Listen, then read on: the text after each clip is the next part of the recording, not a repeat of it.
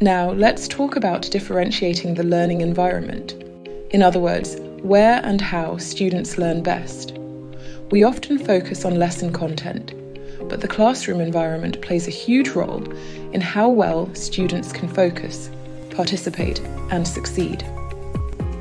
Differentiating environment means making small adjustments to the physical or emotional space to help more students access the learning.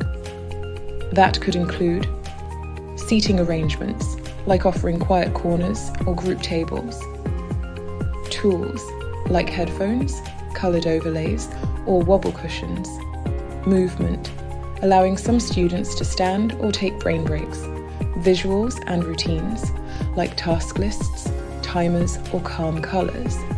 You're not redesigning the whole classroom. You're creating options so students can choose what helps them stay focused, comfortable, and ready to learn. Let's take a simple example. You're teaching a writing lesson.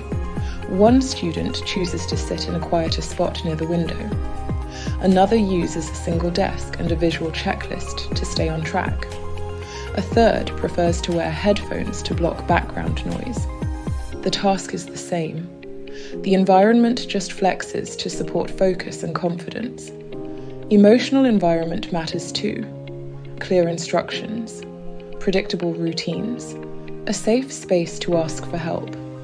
These things reduce stress and build trust, especially for students who find school overwhelming.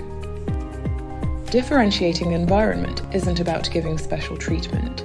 It's about removing barriers so everyone has a fair chance to learn.